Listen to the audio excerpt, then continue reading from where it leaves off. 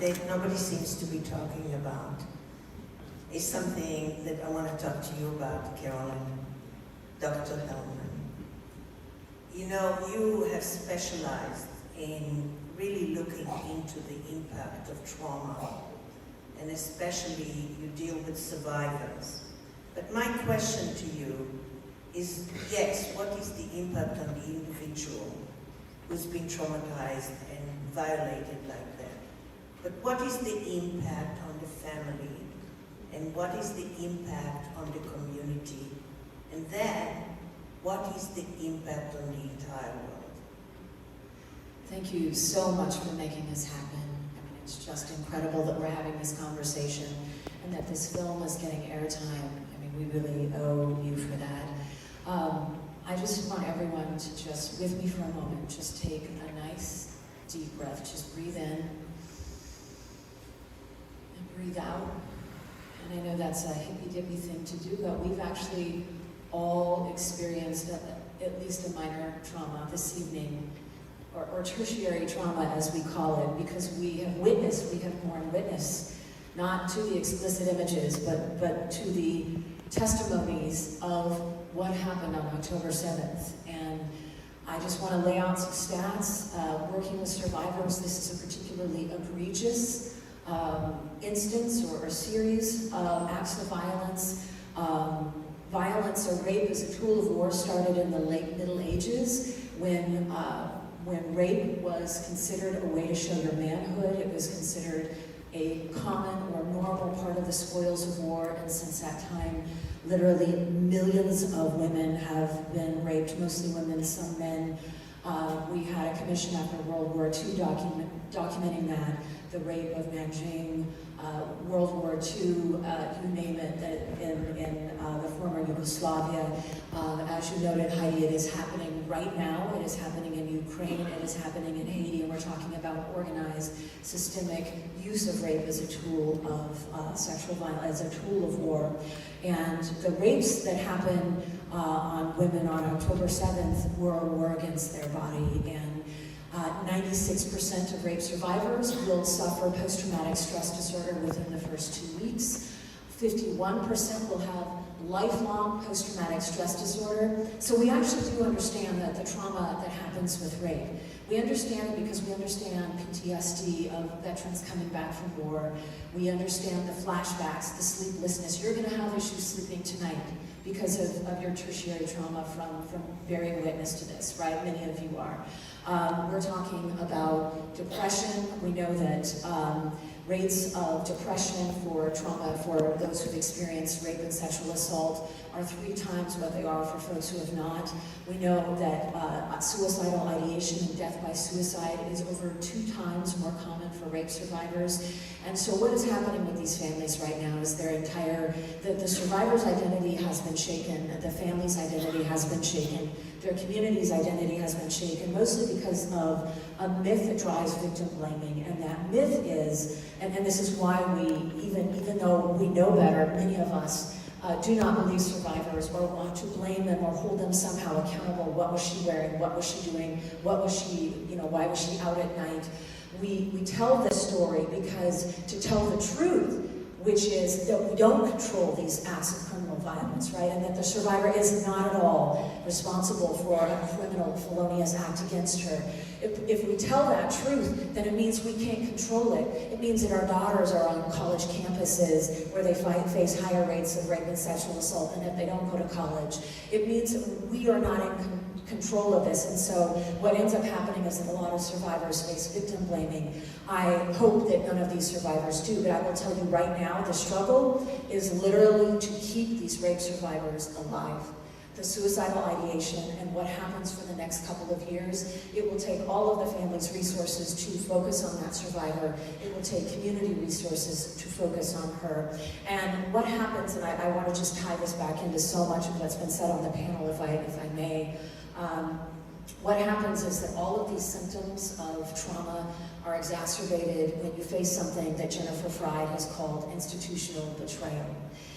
meaning that the institutions that are supposed to support you and protect you, whether it's your political institutions or college campus, when you come forward to report rape or sexual violence, or law enforcement. And I should just say, we live in a culture that normalizes this. 90%, the UN does a survey every year, 90% of people across the globe view women as less than men, subhuman. It is patriarchy, it is misogyny, right? And it means, the hatred of women means that we all, a percentage is actually 91%, it means we all hold that, right? Like, it's men and women alike who are holding up this idea that women are subhuman, which is driving this, right? What happened on October 7th was intersectional. It was the hatred of women, and it was the hatred of Jews. There's no way you could do that to a human body unless you first dehumanize that human body, and so that is what was happening there.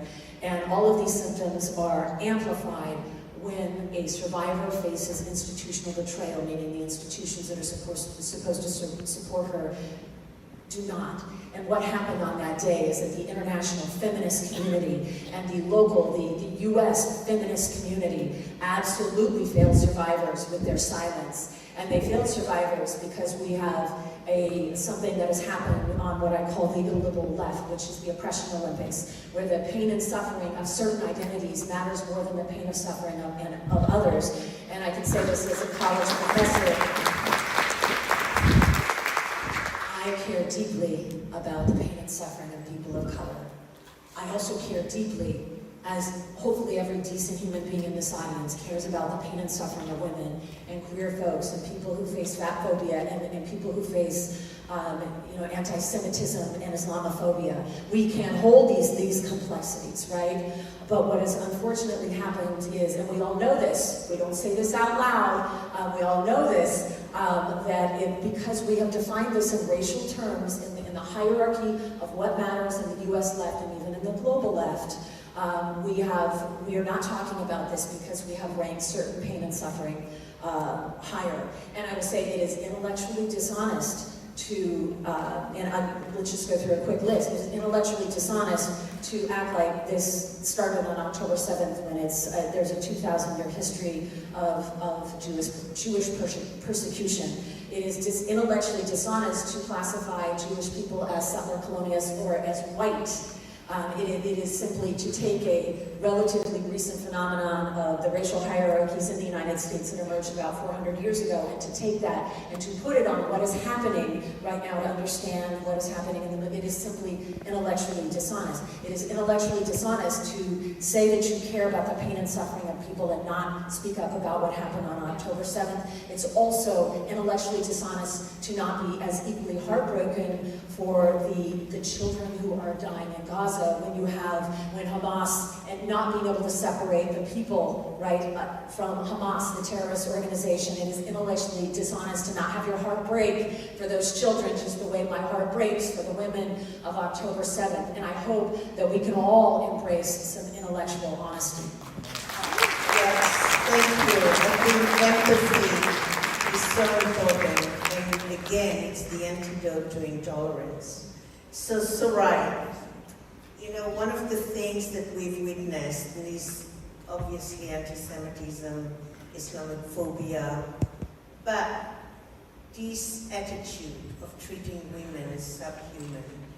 My question to you, with all this violence, on the treatment of women as weapons of war, the anti-Semitism and the Islamophobia, what do you think, how do you think this impacts democracy and the world?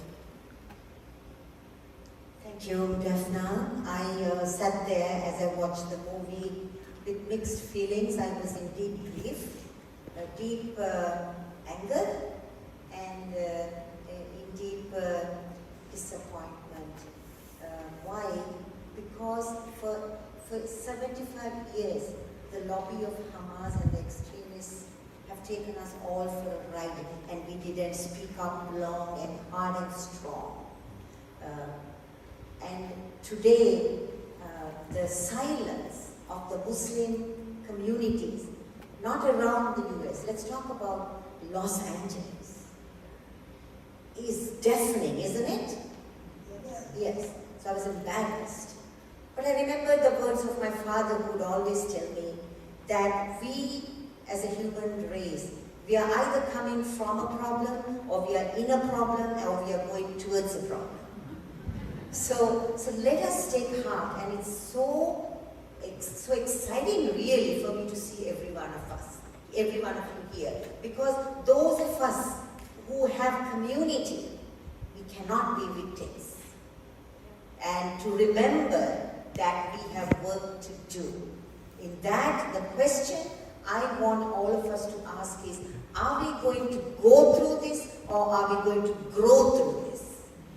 And today, October 7th has been a defining moment where every one of us, no exceptions, we have to all take a leadership role. We can all do something, and we have to do something.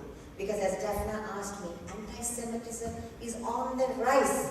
Last week I was speaking on a panel on Jewish-Muslim relationship at the Notre Dame Law School Religious Liberty Initiative. Everybody was talking about religious freedom and liberties internationally. Not one person spoke about the desecration of religious liberties for the Jewish community in the United States of America.